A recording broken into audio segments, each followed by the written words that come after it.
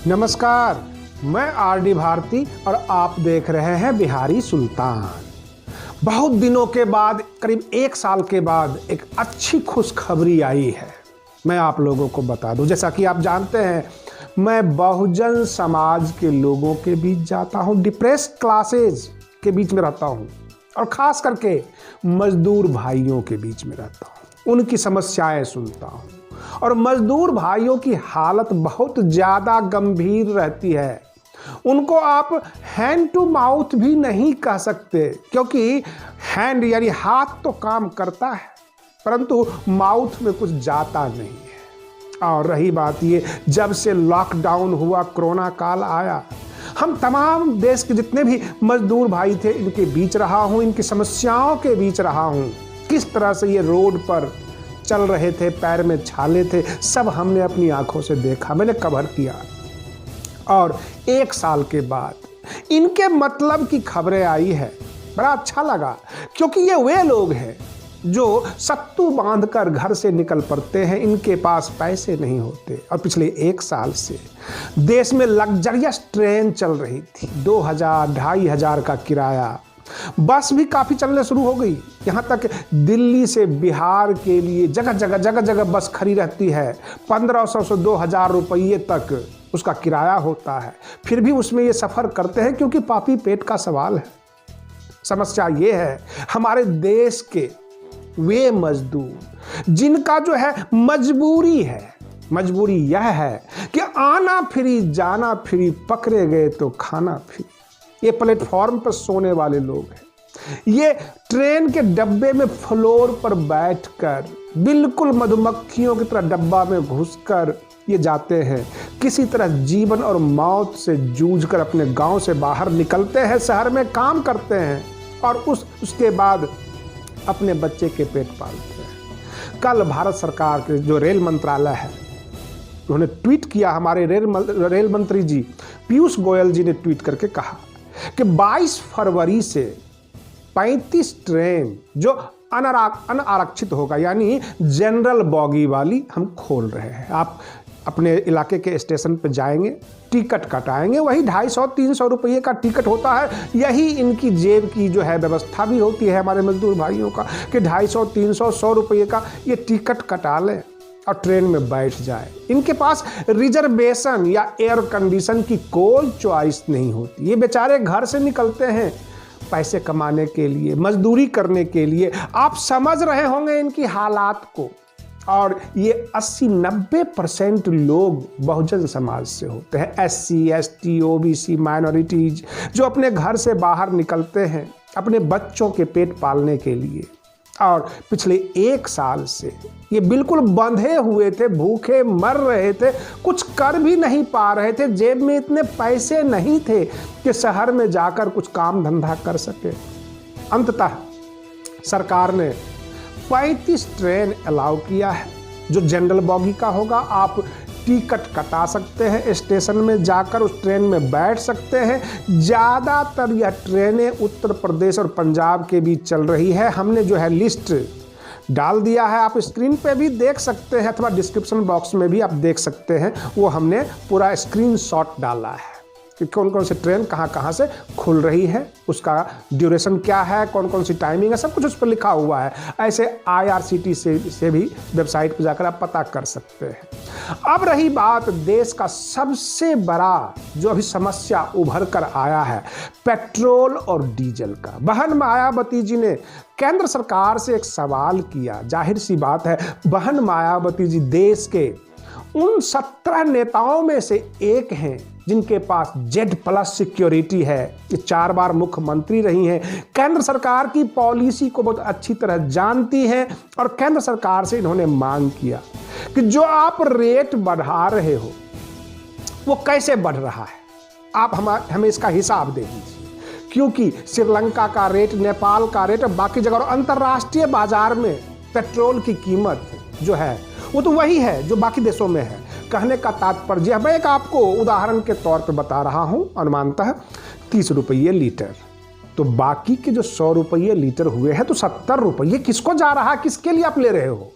कहने का तात्पर्य केंद्र सरकार की टैक्सेज, राज्य सरकार की टैक्सेज, पेट्रोल पंप के 1-2% 3% जो उसका होता है वह, वैट वगैरह सब मिलाकर आप 100 रुपये कर रहे हैं। यानी आम जनता का खून चूस कर, तिजोरी भरकर देश चलाना चाहते हो। कुछ तो रहम करो और इस पर लगाम लगनी चाहिए। इस तरह से सख्त लहजे में बहन मायावती जी ने केंद्र सरकार से मांग की और ये साफ साफ कहा कि आप डिस्प्ले कीजिए पेट्रोल पंप पे, आप बाकायदा लिख दीजिए, आम जनता भी तो जाने कि असली कीमत पेट्रोल की कितनी है, केंद्र सरकार की टैक्सेज कितनी है, राज्य सरकार की टैक्सेज कितनी है और पेट्रोल पंप के मालिक को कितना % जाता है, ताकि पूरे देश की जनता यह समझ सके कि असली चोर कौन सा है, कौन ज्यादा आपकी जेब में हाथ डाल रहा है। बहुत सारी समस्याएं हैं, जनता अनभिज्ञ है, जनता को जैसे घुमाया जाता है, घूम जाती है, कहानियां बना बनाकर सुनाई जाती है, जनता सुनती है। और लोकतंत्र में जो भीड़ होती है, भीड़ के पास विवेक नहीं होता, बस वो आवाज सुनती है। इसलिए यह चीज भी क्लेरिफाई होनी चाहिए। हमारे देश के प्रधानमंत्री जी ने कई बार कहा कि डॉक्टर जब चिट्ठा लिखता है तो कैपिटल लेटर में लिखे, साफ सुथरा शब्दों में, ताकि सबको समझ में आए।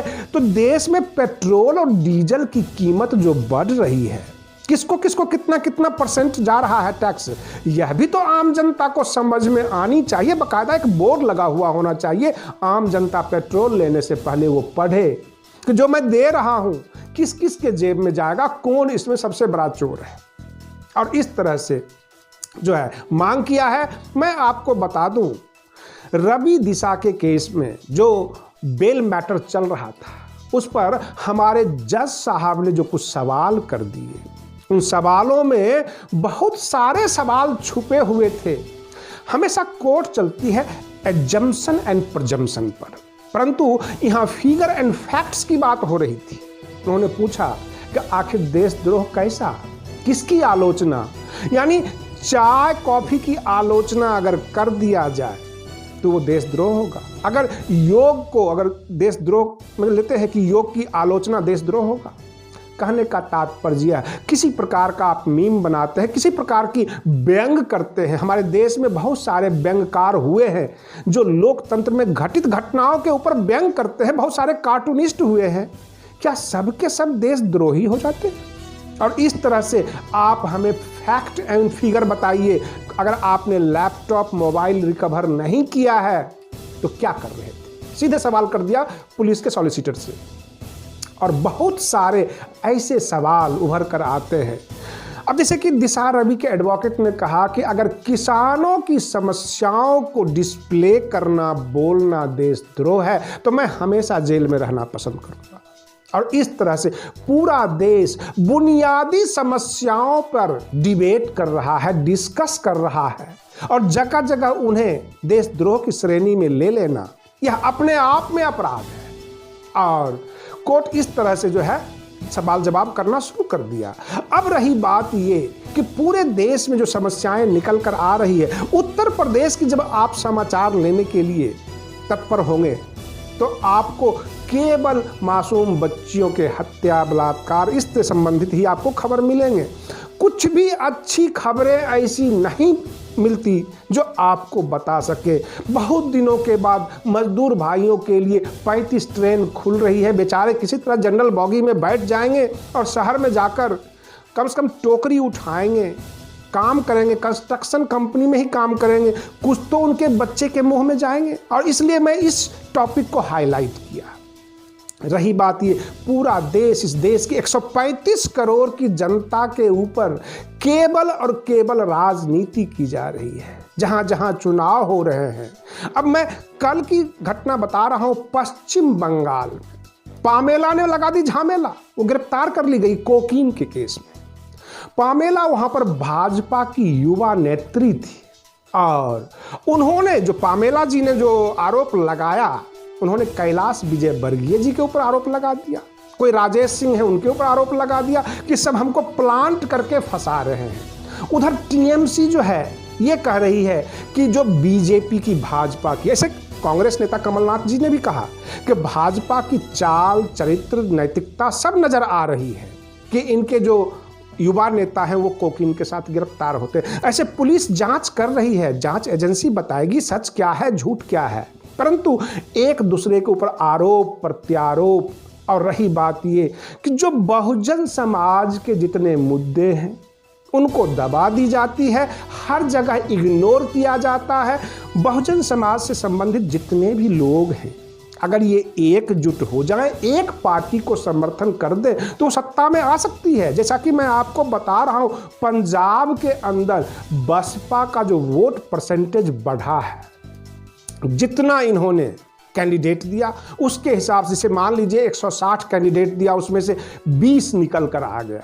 अगर यूपी में भी अगर वोट परसेंटेज और ग्राफ इस तरह से बढ़ा तो मैं यकीन के साथ कह सकता हूं कि बहुजन समाज पार्टी उत्तर प्रदेश में सत्ता में आ जाएगी। लेकिन बसपा के कार्यकर्ता, बसपा के नेता उत्तर प्रदेश में क्या इतना मेहनत करेंगे जितना पंजाब वालों ने किया है? पंजाब वालों ने आपको बता दिया कि जनता आपके इंतजार में बैठी है, जनता सब कुछ देख रही है।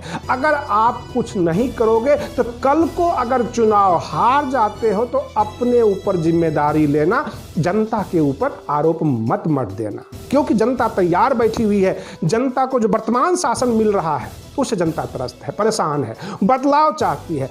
आप कितना बदलाव चाहते हो ये आप तय कर दो। आप बने रहिए बिहारी सुल्तान चैनल पर। हम फिर मिलते हैं अगले वीडियो में, तब तक के लिए धन्यवाद।